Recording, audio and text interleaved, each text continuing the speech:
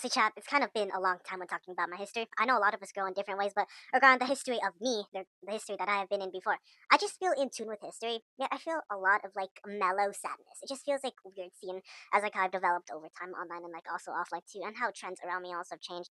As for public history, it really feels weird. Skipping from the earlier made FNAF videos on the FNAF security breach, which was an absolute success in terms of being able to finish the game, skipping all the way back to my first video playing a raid in Area 51 in Roblox, which was all the way back in August of 2019. It was all the craze about it. I wonder whatever happened to Cryptical YT though. Her stuff was also a major hit back then in Roblox, and there was a lot of popularity with her.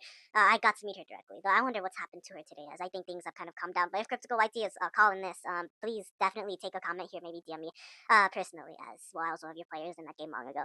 But in that little zombie game that I was talking about. Raid Area 51. But back in 2019, I want to be like any other YouTuber. Be popular, be a gamer, or at least uh, try, but I didn't have the skills back then. Though I did fail a few times, I didn't know that I was actually creating my own history. Too bad they disabled the chat though in Roblox, but at least I have the old footage that showed that the chat feature used to exist. Thing is though is that I feel like an unk at this stage because sometimes I feel like I'm out of touch with my own history. My school, in my opinion, or did I ever really teach myself to learn how to see social stuff back then? At least the school that I think I was in before I entered high school wasn't exactly equipped to handle social situations. Maybe Christian stuff. This was a private Christian school, but they definitely helped within the spiritual stuff. But I mean, within the social situations, I don't think they were well equipped to handle that type of stuff, especially with that transition. That transition from a formed primary Christian school to a public high school wasn't jarring, but socially we had a lot of firsts and definitely learned a lot about people. For me, it also asked like the made up question: would 9-year-old me believe that I could somehow edit videos today, be able to do things that I'm able to do today, let alone manage modding GTA files or taking new social risks by approaching many friend groups back then? I guess he would not believe me in theory, but he'd be proud anyway. And maybe 25-year-old me is maybe a popular YouTuber with a niche following, one day with a silver plaque at 100,000 subscribers, or something of achievement if it's not any of that. Like Technoblade, we have gone really far. I mean, like what I said in my Mike Posner video yesterday, if this was a linear line between 2019 and today right now, that'll be very long. It would pass the X and Y axis significantly. It's like a very, very, very long road that goes all the way up. Back then, I always had that natural instinct to become a YouTuber. It felt so weird at the time, like 2016 to 2026, since I did get like internet access early. I went through the trends, the fidget spinner stuff, the Gangnam Style stuff, the Nene stuff, and the Dab song. Of course, I Took a Pill in Ibiza, and a bunch of other songs. Old Town Road too, that's a good mention. And of course, the NCS revolution of Roblox from 2017 to 2019, where a lot of music was introduced, like the Renaissance era. A lot of old music, I've watched from YouTube videos involving sneak in snacks in school smart ways in your pencil pouch or in your backpack, or videos for such as ASMR. I've watched a noob versus pro versus hacker and how my parents called me out for watching those videos back then on my iPad. To push it even further when it was unrecorded, my chair's about to fall here. I used to play Angry Birds Epic back then on my dad's iPad that I had to give up then, like a long ago, because they had to go rebuild it elsewhere because I ended up like trying to destroy the screen every time I was like raging when I lost the game before. To be honest, in Angry Birds Epic, Demonic Whiz Pig was always a challenge. Always a challenge, to be honest. I could not find any possible strategy to manage to defeat her. But and then in Roblox, I remember myself being an online dater before, and also watching out all of that stuff, seeing about all the online dater documentaries that they made, especially with the Roblox animation ones. Those were pretty fun to watch. Though I would like to keep that truth kind of a little niche, though.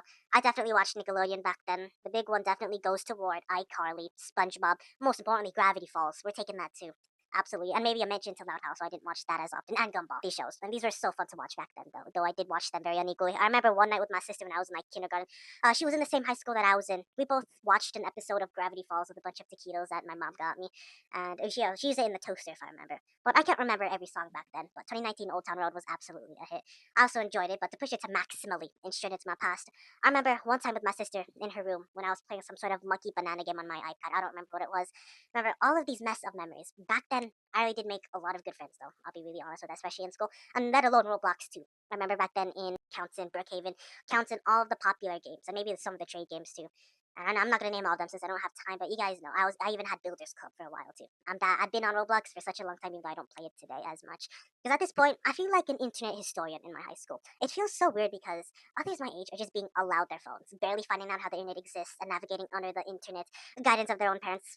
Well, I've been doing modding for direct 7 years, directly on the internet for a long, long time. I mean, even though my parents did guide me earlier, once I started riding the bike without training wheels, they let go and stopped doing all the watchings. And I know some tricks here and there about the internet. I've been here a long time. I have a lot of like a 7 year veteran here for a long, long time. And I know the bad things, the good things. So I feel like a 26-year-old internet adult disguised as a biological 16-year-old. That is so kind of dumb anyway. But anyways, they tell others, be careful, don't do this, don't do that. And this was definitely for parents. And it's valid, but it might lead to too much carefulness. But the thing is that I think my growth led me to grow differently than people around me. Not like exponentially differently, but a little differently than people, my age, especially in high school. That's why I understand when I was talking about people. I think it was like a few days ago before I had to leave the friend group for my own safety. I named them and their stuff not out of malice, but just to track my own growth, as I've always been doing on YouTube for like 6 years at this point.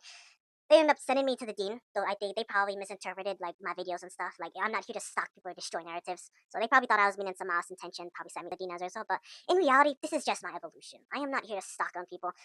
Then again, it also asked me the question: if I do ever and dare to be this transparent online, especially with such a long receipts of history, and resist other people around me, be the boy that I am right now, am I going to become a YouTuber in the future? Will I become a nice, rich, or poor influencer? Will I one day hold uh influential position on the internet? One day will I hold something important in life, whether that be the king of a volleyball at my beach that I go to, or maybe some community leader, or maybe will I become a Senate representative, for example? Or am I going to become an influential person in a nice blue car recording funny videos with a nice expensive penthouse in like 2036? Or like Mike Posner, will I just grow up and live the simple life with a partner?